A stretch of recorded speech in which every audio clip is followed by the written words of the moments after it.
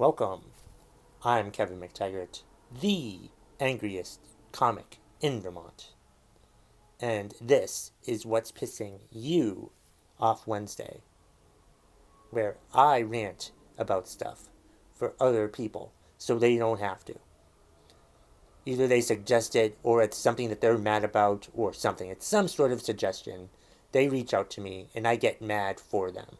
Usually it's on social media, Facebook or Twitter or whatever. Look me up. My contact information is in the show notes. But let's just get to it, shall we? We have 5 contributions this week, and I hope you enjoy them. At MJ Lover 1958-2004 on Twitter is pissed off that there aren't any more good westerns being made, and that Clint Eastwood has completely lost his mind.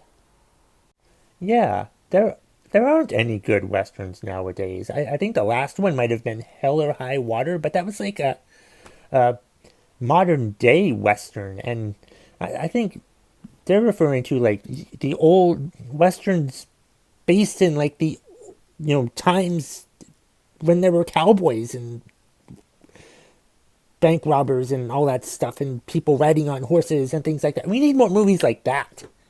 Have they already all been made? Has every idea for one of those type of westerns, already been made? We need good westerns now. Have all the good western stories already been taken? If that's the case, we live in a reboot age. Why don't we just remake this shit? We remake stuff all the time. Why don't we remake westerns?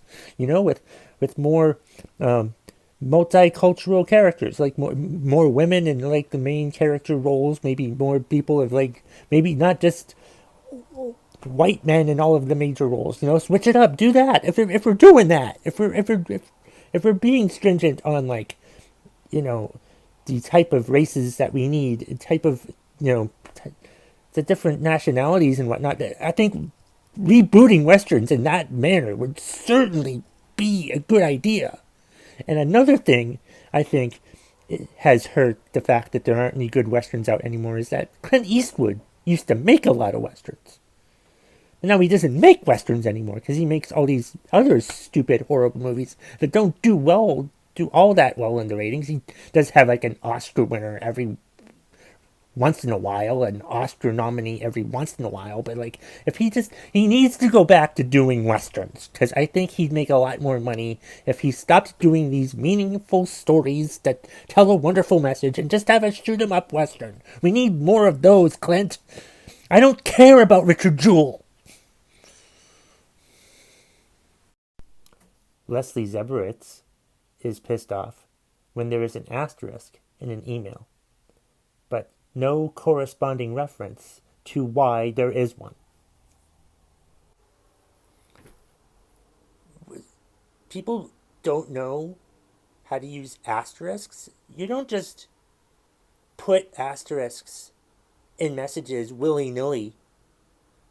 Because, like, if I see an asterisk, every time I see an asterisk, I always try to look down at the bottom to see what the asterisk means. And to say that people put an asterisk, but they don't like explain what the asterisk means, they just put it there, then you're just putting an asterisk for no reason. You need to put an explanation for what the asterisk means.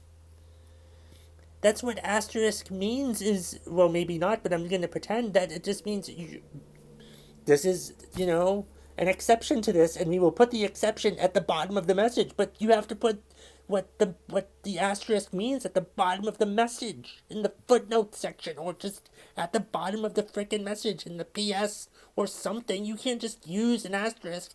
It's not like a punctuation mark.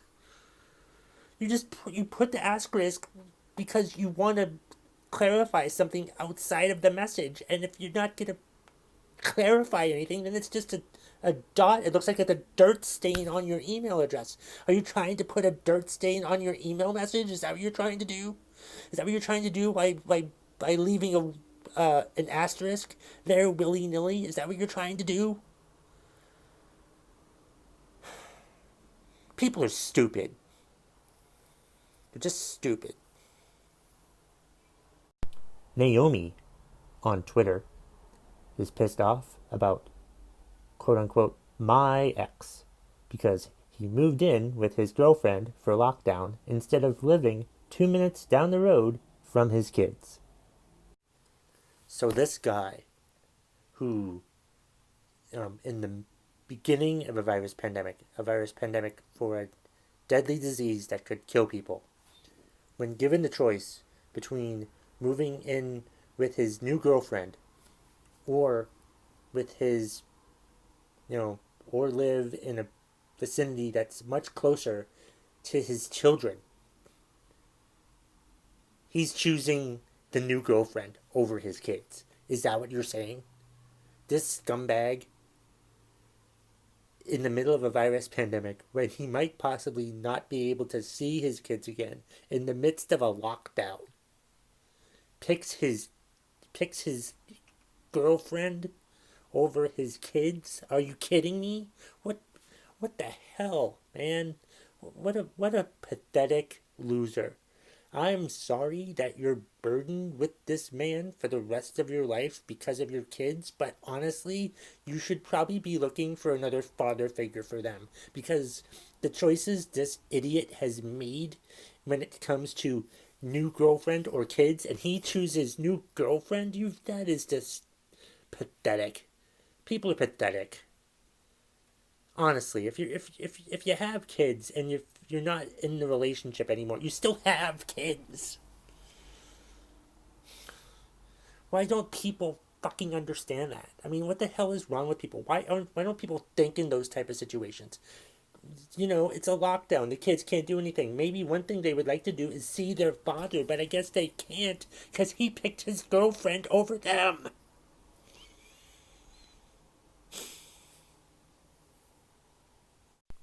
William Crow on YouTube is pissed off because the worst way his phone is running his life is when he's told he doesn't have enough system memory, and he's forced to remove apps from his phone to the point where he has almost nothing left. And then it still says it's overloaded. I hate how every time I upgrade to a new phone, and whenever I upgrade to a new phone, I always make sure to get more memory than the last phone. I always end up using up all the memory. I mean, I always go into it thinking, oh, I'll have a lot more memory now, so I won't have that insufficient memory problem ever again because I'm getting more memory. And lo and behold, every time, and it always seems like just as I'm about to think about trading in my phone suddenly says, oh, you don't have enough memory. You need to create some space in your phone because you don't have enough damn memory. Every time, I think I even doubled my memory in my phone this time around, and I'm still pretty close to running out of memory. I was 64 gigabytes on my last phone, and now I'm 128. And lo and behold, my fucking memory is filled up again. I mean, what the hell is it? What type of conspiracy is this? Is it my fault? Am I just thinking, oh, I have more memory, I can just go do and add more stuff and more apps and blah, blah, blah, and all that stuff? But no. Every single time I run out of memory, every single time, regardless of the size of the frickin' memory, I always seem to fill it up. And I'm sick of it.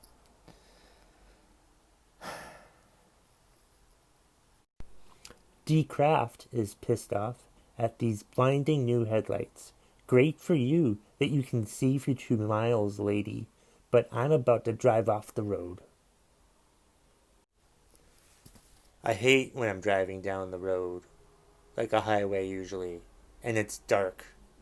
But it's not dark enough for me to have my high beams on. I have my regular headlights on because there's other cars around. But when I see cars coming in the opposite direction with their really bright lights, I'm thinking, why the hell do they have their high beams on? But then I realize it's not their high beams. It's what their headlights actually are. Why are headlights that freaking bright. It doesn't make any sense. Headlights don't need to be that bright naturally. They need to be that bright when the high beams are on. How bright are those lights when the high beams are on, for crying out loud? Did they just instantly blind you? Is that the freaking case? Why are we making headlights that are so bright? I mean, god damn it, we don't make really hot coffee anymore. Why do we make really bright headlights? Why? Why? Thank you for watching the video and or listening to it as part of the McTaggart Attack podcast. I really appreciate it. Happy What's Pissing You Off Wednesday, everybody.